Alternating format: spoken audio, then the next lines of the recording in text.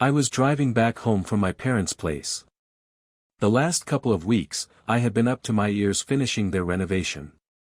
It was a long drive, but I finally turned onto my street. As I approached the house, I heard something unusual.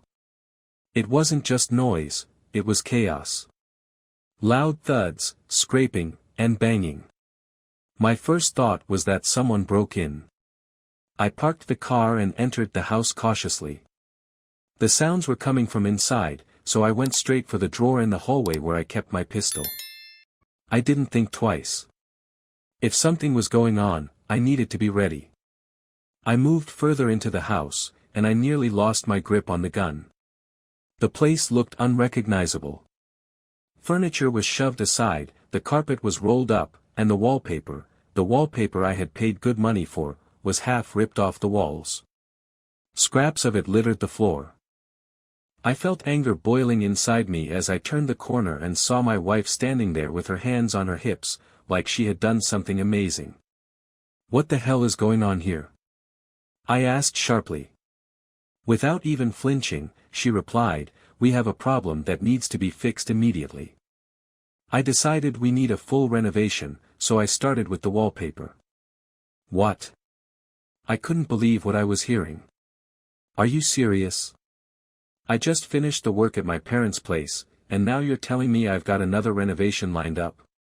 Do you even realize what it takes to do this properly? This isn't just wallpaper. This is a full project. We're talking money, builders, designs. I'm not doing all of this alone." "Relax," she said, waving me off like I was overreacting. "I already figured everything out. We're going to meet my friend tomorrow.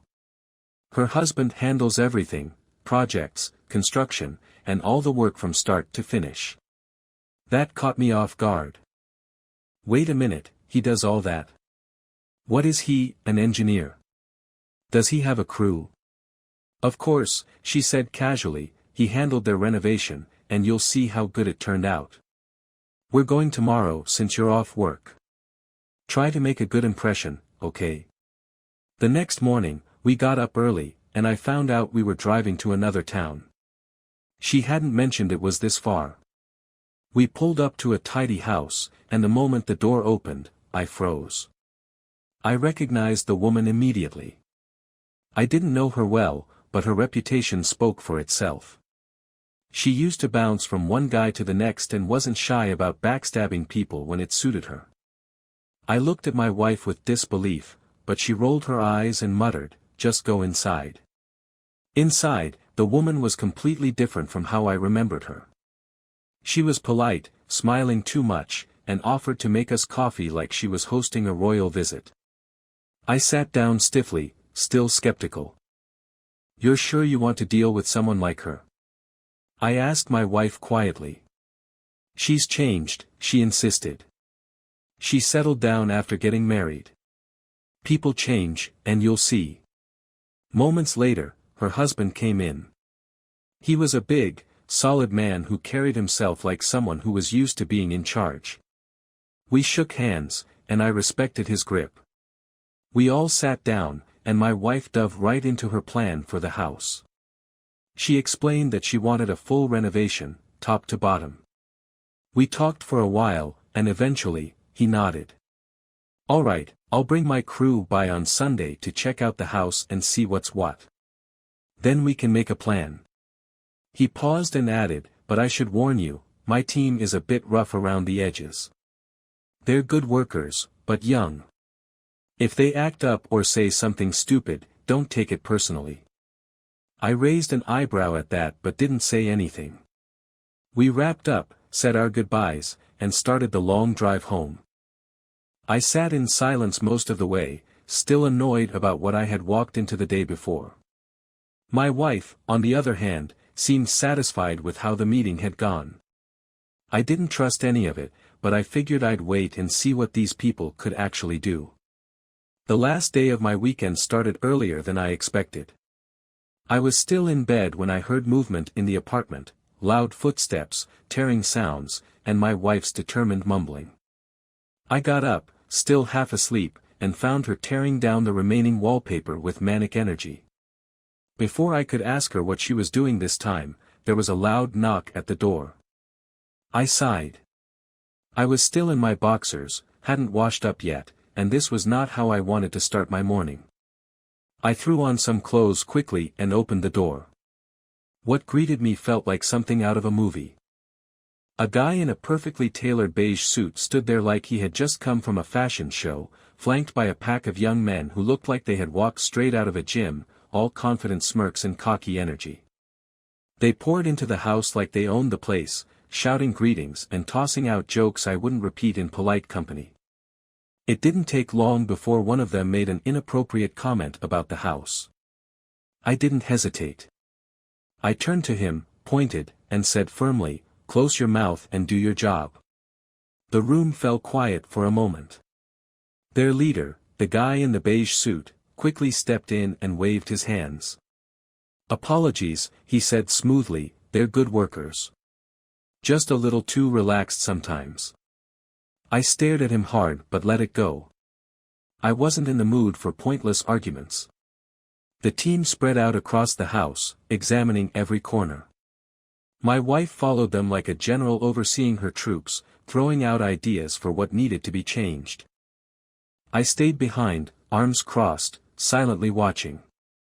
I couldn't care less about fancy designs or improvements at this point, I just wanted my house back. Then, she dropped the next bomb. "Oh, and don't forget to check the basement," she called out cheerfully. I turned to her, frowning. "The basement? Why? What are you planning to do with that?" She didn't even hesitate. "I have big plans for it. I'll tell you more later, after they leave." Big plans? That basement was where we dumped all our old junk, boxes of forgotten things, tools I never used, and who knows what else. It made no sense to touch it. Still, I let it go. If she wanted to fantasize about some grand design, fine. But I wasn't going to get involved until I knew exactly what she was thinking. The group eventually made their way downstairs to the basement. I didn't follow, but I could hear them talking. The voices were low, with a few muffled chuckles here and there. I didn't like it. There was something about their tone that put me on edge. Still, I brushed it off. There was no point getting worked up over things I couldn't even hear clearly. After what felt like an eternity, the team regrouped in the living room. The guy in the beige suit stepped forward and handed me a rough estimate. I took the paper, expecting an outrageous number that would make me question why I even let them inside. Instead, it was surprisingly low. I narrowed my eyes. "Why so cheap?" I asked. "What's the catch?" The guy smiled calmly. "There's no catch. Nothing structural needs to be changed. Most of what we're doing here is cosmetic, a fresh look and some new furniture. That's all." My wife didn't hesitate. She nodded enthusiastically. "That's perfect. We're in." The man looked at me, clearly wanting my approval as well. "Normally, we take payment up front," he said, "but since you're friends of my wife's, we'll draw up the legal agreement and settle everything after the work is done. Sound fair?" I looked at him for a moment. The deal sounded too good, but something about it seemed straightforward enough. I liked the idea of not paying anything until the job was done. It felt like I had the upper hand for once. I glanced at my wife, who was practically glowing with excitement, and finally nodded. "Fine. Let's do it." The guy smiled, shook my hand, and promised they would start soon. I still wasn't thrilled about having strangers in my house, but at least for now, the plan was set. After that day, the renovations began in full swing. I was back to my usual routine, up early, off to work, and home late, while my wife stayed behind, managing everything. For the first few days, I barely noticed how fast things were moving. Tools clattered, workers shouted instructions, and piles of old wallpaper and debris started disappearing. Slowly but surely, the house was transforming. It wasn't perfect yet, but I could see the progress. In all the chaos, I forgot one thing entirely: the basement. My wife had mentioned something about it that day, but between work and the constant noise at home, it slipped my mind. I didn't think much of it. As far as I was concerned, the basement was just storage, a place to dump boxes and tools I didn't want to look at. Nothing more. So when I came home one evening and noticed the basement door was open, I paused. The workers were gone for the day, but the signs of their work were all over the place. Tools were left lined up near the stairs, bags of cement and rolls of insulation sat in the corner. I leaned over the railing and peered into the space below. The basement looked different already. The clutter had been cleared out, and the walls were stripped down to their bare surface. It was obvious something big was about to happen there. I turned to my wife, who was busy typing something on her phone. "Hey," I said, "what exactly are you planning to do with the basement?" She looked up with a smile that I didn't entirely trust. "Oh, I told you before," she replied casually. "I have a big project in mind." I folded my arms, waiting for her to elaborate. "Yeah. What kind of project?" "It's going to be a special zone," she said, her voice full of excitement. "We've always used that space as a dumping ground for junk, but I want to turn it into something better, a place for relaxation and entertainment.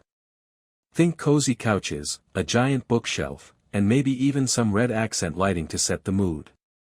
I frowned slightly. "Red lights? What's the point of all this?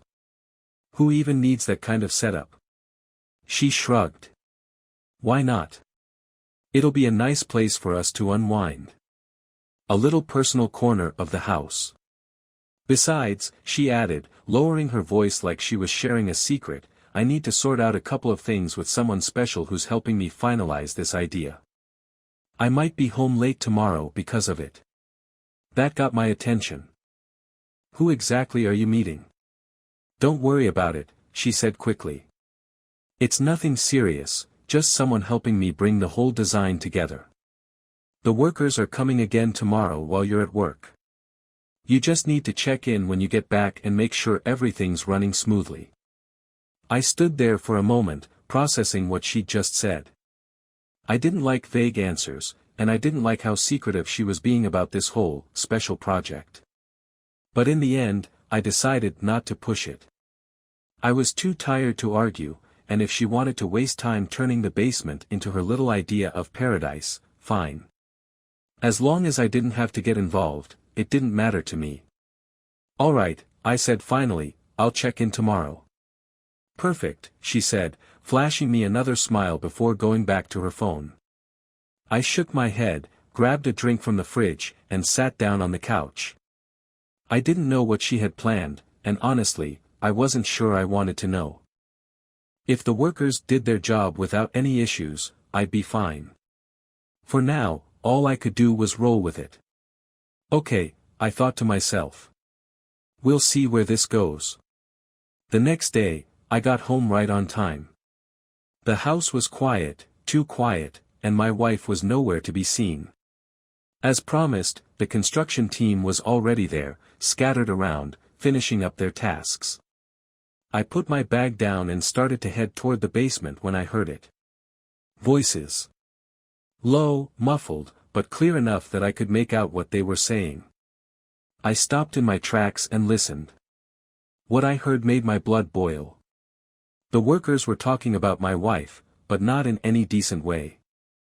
They were making disgusting jokes, laughing and saying things about her that no man wants to hear about his wife.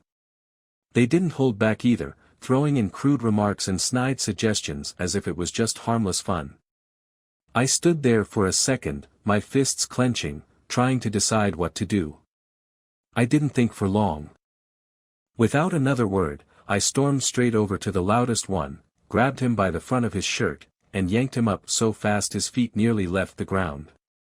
His buddies froze, and the room went dead silent. What did you just say? I growled through gritted teeth. The guy's face went pale. Relax, man, you heard wrong, he stammered. It's not about your wife. Must be someone with a similar name. You're overreacting. I stared him down for another few seconds before releasing him. He stumbled back, adjusting his shirt, clearly shaken. Watch your mouth, I said firmly, my voice low but sharp. And tell your friends to do the same. I'm not going to warn you twice. I turned and walked away, feeling their eyes burning into my back. I didn't care. Let them look. I wasn't about to let anyone talk about my wife like that, whether they were working here or not. By the time my wife came home later that evening, I was sitting in the living room. She walked in, smiling like nothing had happened. How did things go? She asked cheerfully. Fine, I replied, keeping my tone neutral. She glanced at me, clearly picking up on something. What happened?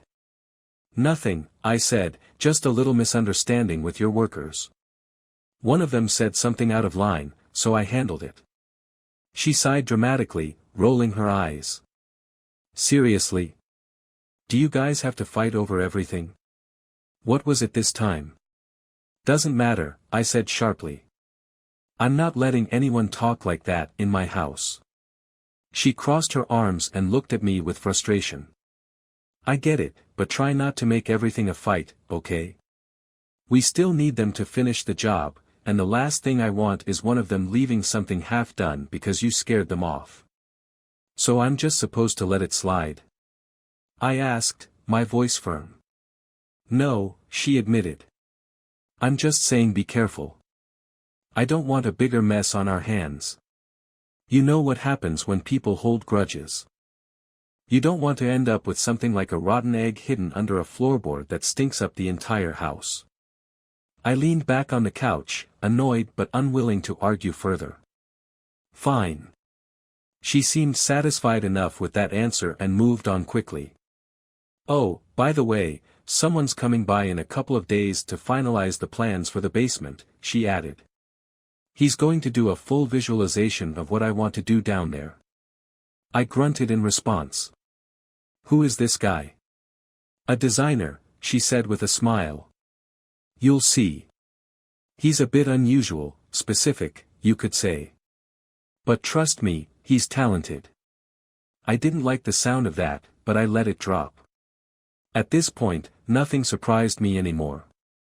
Just get ready to meet him, she said as she headed for the kitchen. He's a bit of a character. I sighed. Great, I muttered under my breath. It seemed like this renovation was only getting more complicated by the day.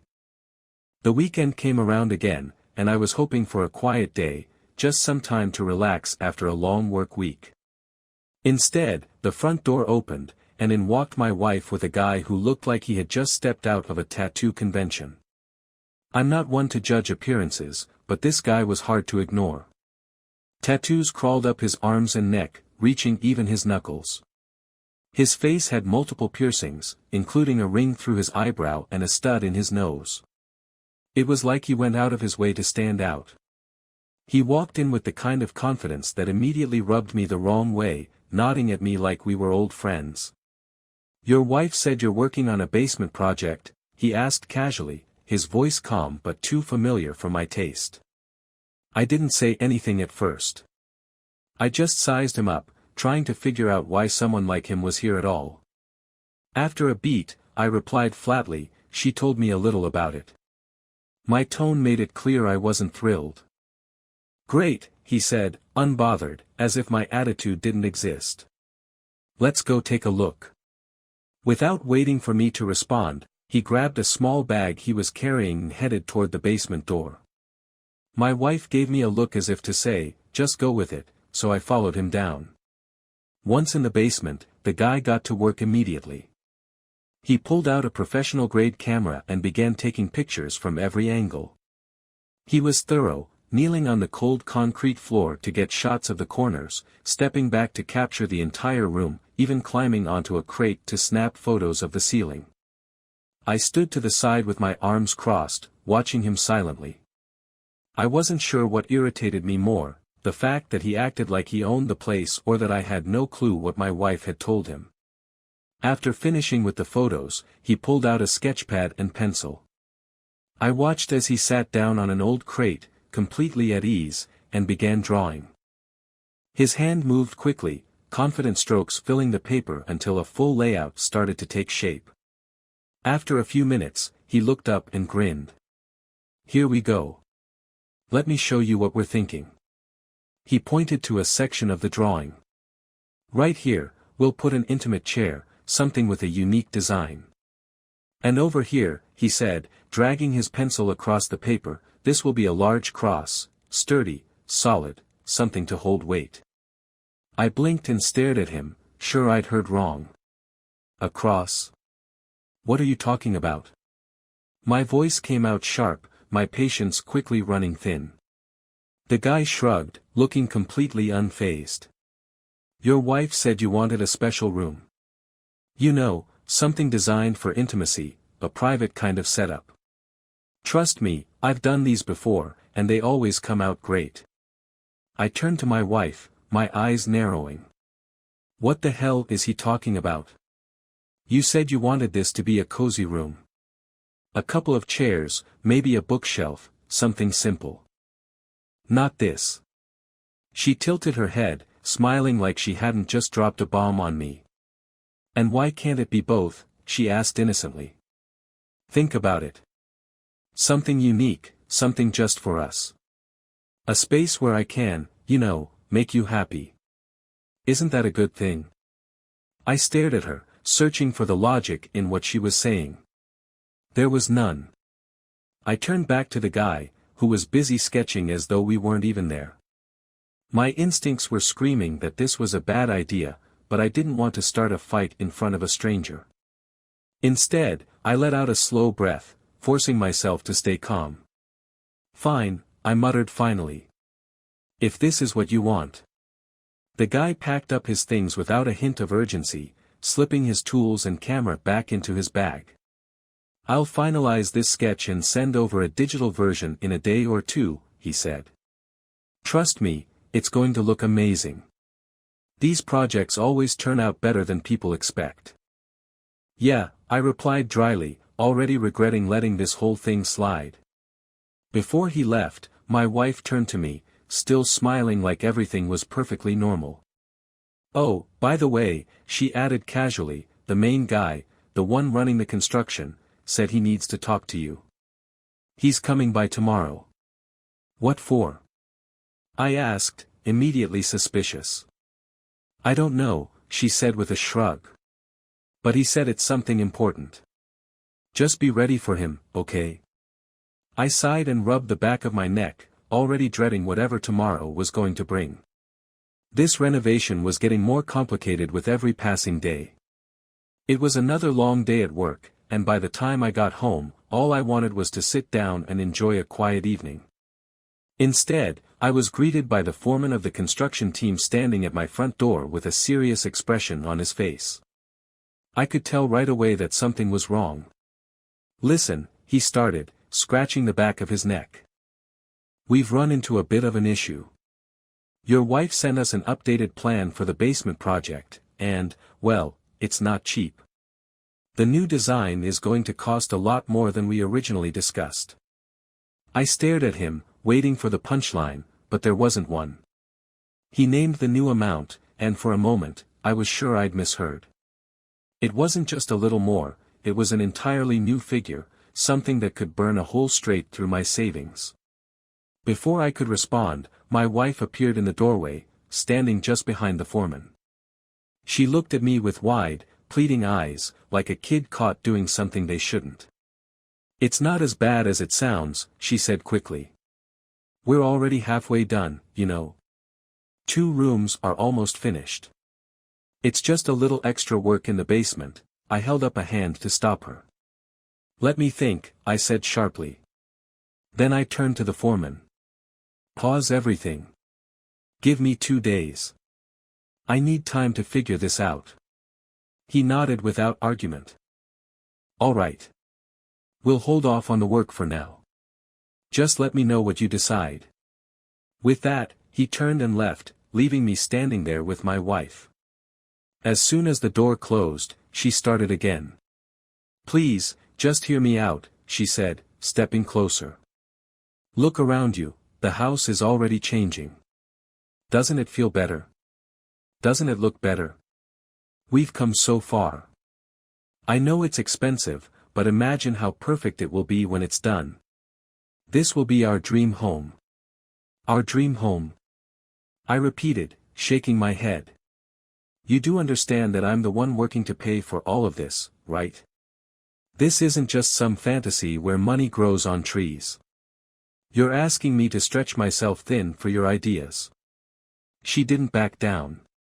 If anything, she doubled down. "I get that," she said softly, "but think about how much this will mean for us in the long run.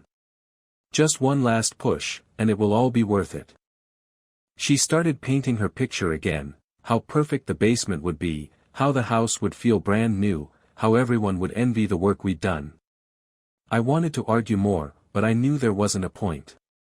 She had already made up her mind, and at the end of the day, I couldn't deny that part of me wanted to get this renovation over with. I needed a solution that wouldn't completely wreck my finances, so the next morning, I went straight to my boss. "Is there any way I can take on more work?" I asked him directly. "Something that pays better? I'm in a tight spot right now." He didn't hesitate to respond. "As a matter of fact, there is. We need someone for a week-long out-of-town assignment. It's a tough job, but it pays 3 times the regular rate. You up for it?" 3 times my normal pay. I didn't even think about it. "I'll do it," I said firmly. That evening, I came home and told my wife the news. She lit up immediately, her face breaking into the kind of smile I hadn't seen in a long time.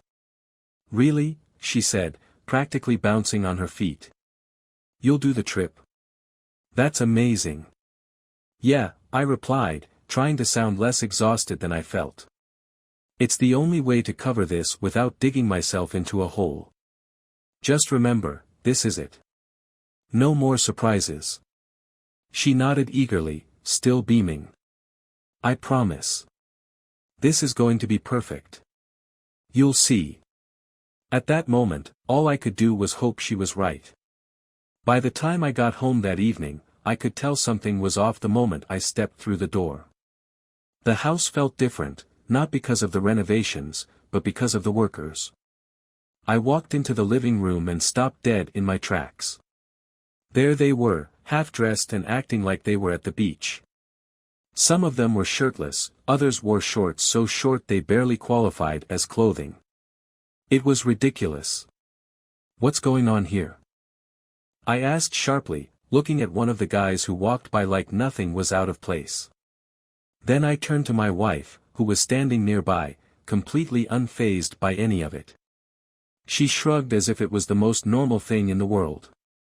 "They said it's too hot to work in the basement wearing their regular clothes," she said calmly. "It's not a big deal. I just want the work done as quickly as possible, and if this helps, then fine." I stared at her, trying to decide if she was serious. "And you just agreed to this?" I asked, trying to keep my voice steady. "Yes," she said, folding her arms.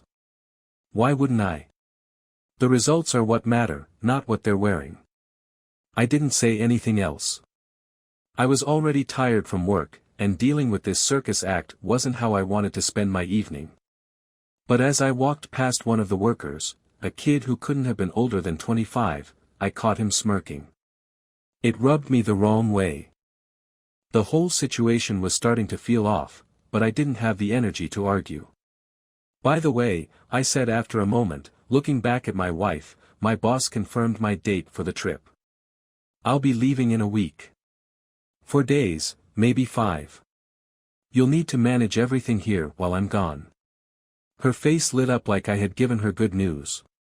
"Perfect," she said with a smile. "By then, the basement work should be almost done. They'll just need to set up the furniture." I nodded, though the nagging feeling didn't go away. Something about this whole situation kept bothering me, the workers, the way she acted so casual about everything, and the fact that the renovations kept expanding into something I hadn't signed up for. Still, I pushed those thoughts aside. I needed to focus on my trip and just hoped everything would settle down by the time I got back. The week passed quickly, and before I knew it, I was packed and ready for the trip. I left early in the morning, said a quick goodbye to my wife, and hit the road. For the first 2 days, everything seemed fine. I checked in when I could, but her replies were brief. At first, I didn't think much of it. She probably had her hands full managing the workers. By the 3rd day, though, things started to feel strange. She wasn't answering my calls as often, and when she did, her tone was rushed, almost dismissive. She said she was busy, but something felt off. I started to wonder if I was imagining things, but my gut told me otherwise. Then the phone rang. It was my neighbor. "Hey," he started, his voice low like he didn't want anyone to overhear. "You're still out of town, right?" "Yeah, why?" I asked, already feeling tension settle in my chest. "Listen, I don't want to cause any trouble, but something's not right at your place. I know you're having renovations done, but those workers of yours, they're not leaving at night. Normally, their trucks are gone by evening, but the last 3 nights, they've been parked outside until well past midnight." I felt my grip on the phone tighten. "What do you mean?" "They're just hanging around." "That's what I'm telling you," he said. "I don't know what's going on inside, but considering you've had some tension with them before, I thought you'd want to know. Something feels off. Real off." My stomach dropped. The smirks, the attitudes, the way my wife had been acting, it all started clicking into place. I stayed silent for a moment, trying to steady my thoughts. Finally, I said, "Thanks for letting me know." As I hung up, my mind raced. I realized exactly why she hadn't been answering my calls. Something was happening at the house, and whatever it was, I was going to find out. I couldn't wait another day. I needed to get home as soon as possible. This wasn't something I could ignore. "That's why she hasn't been picking up," I muttered to myself, already planning how I could cut the trip short and get back earlier than expected. Whatever was going on, I was going to put an end to it. The next morning, my phone rang. It was my wife. Her voice sounded casual, almost too normal. "The furniture's here," she said. "We're almost done with everything. It's just the final touches now." I didn't tell her what I was really thinking. Instead, I played along. "I'm going to be delayed by another day or 2, I said. "Work's keeping me longer than expected." "Okay," she replied lightly. "Take your time." That response told me everything I needed to know. I ended the call, packed up my things, and left immediately. I couldn't shake the feeling that something was waiting for me back home, something I wasn't going to like. I drove for hours without stopping, barely registering the road in front of me. The sooner I got there, the better. When I finally pulled up to the house, it was late, but the place wasn't dark like I'd expected. The trucks belonging to the workers were still parked out front. I stared at them for a moment, my anger simmering just beneath the surface. I stepped out of the car and approached the house quietly, not wanting anyone to know I was back. The closer I got, the more I noticed details I couldn't ignore. A faint light flickered from the basement window, and near the door to the basement stairs, I spotted something unusual, a small puddle of strange liquid. I didn't bother to figure out what it was. Instead, I moved carefully down the steps, keeping my footsteps silent. When I reached the bottom, I stopped in my tracks. My instincts had been right. The basement, the place I'd been paying to renovate, had turned into a disgusting scene. My wife and the construction crew were there, tangled together in a mess of betrayal that made my blood run cold. They didn't even see me. For a moment, I just stood there, gripping my phone tightly. Then I did the only thing that made sense, I started recording. It felt like time slowed down as I moved back up the stairs, still unnoticed. I was calm, far calmer than I should have been. Once upstairs, I closed the basement door quietly, locked it, and slid the key into my pocket. I didn't say a word. I didn't need to. Whatever happened next, they had brought it on themselves. About 2 hours later, the noises started. First, faint footsteps, then banging on the door. "Hey, the door's stuck," one of the workers shouted. I ignored it. I sat in the living room, staring at nothing, letting their voices turn into background noise. Soon the banging turned into shouting and yelling, panic seeping into their voices. "What the hell? Are we locked in? We can't break this door. It's solid." I listened, still silent. After another hour, I heard one of them complain about the cold. I looked over at the pile of their clothes in the living room, shirts, jackets, everything they had left lying around. Without hesitation, I picked them up, carried the pile to the backyard, and dumped everything straight into the trash. The next day, when the noise and shouting had reached unbearable levels, I made my move. I called the police. "Hello," I said, keeping my voice steady. "I just got back from a business trip, and there's a break-in at my house. I managed to lock them in the basement. Can you send someone over to handle it?" When the police arrived, I stood outside and pointed them toward the basement. The workers came stumbling out, looking ragged, freezing, and furious. "He locked us in there," one of them shouted. "He's crazy, he trapped us in the basement." The officer turned to me. "Is this true?" I shook my head. "I just got back from a trip," I said calmly. "Call my boss or my neighbor, they'll confirm I've been gone. I came home and found strangers in my house." "What would you have done?" The police did exactly that. After a few calls, my alibi was solid. There was nothing they could pin on me. Meanwhile, the workers were left scrambling to explain themselves, mumbling excuses about being part of a construction crew. "Where's your contract?" I asked, keeping my tone sharp. "Any paperwork? Anything to prove you were supposed to be here?" They had nothing. The officers exchanged glances before one of them nodded. "All right, let's take these guys in and figure this out down at the station." The workers were furious but powerless as they were led out. My wife stood frozen, staring at me from across the room. I didn't say anything to her.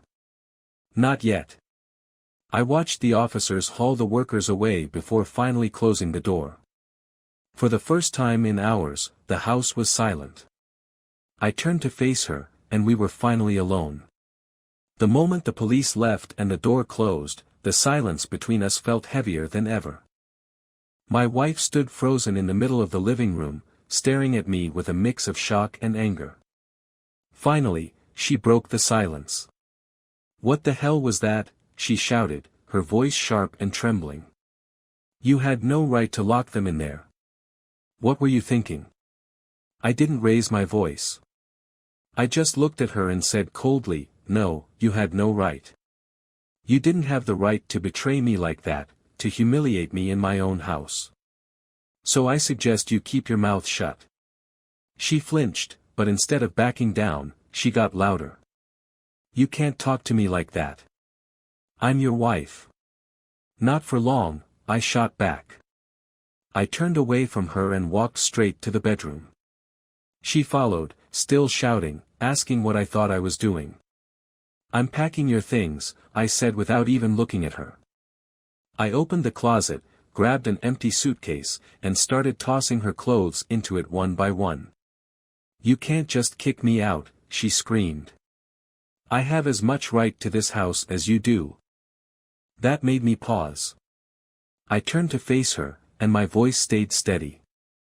"You think so? I'm the one who worked every day to pay for this house. I'm the one who paid for every inch of the renovations you wanted. I worked, while you played games behind my back. You lost your place here the moment you decided to invite them into my home." She was stunned for a moment, but then started again, her voice desperate. "You can't just throw me out like some piece of trash. I'll fight you on this. I zipped up the suitcase and set it by the door. "Fight all you want," I said. "But you're leaving this house today." She didn't move, so I grabbed her coat, tossed it toward her, and pointed at the door. "Go," I said firmly. "Call your friends, call your parents, I don't care where you go. But you're not staying here." She looked at me like she didn't recognize me anymore, and maybe she didn't. Slowly, she picked up the suitcase and coat, still trying to process what was happening.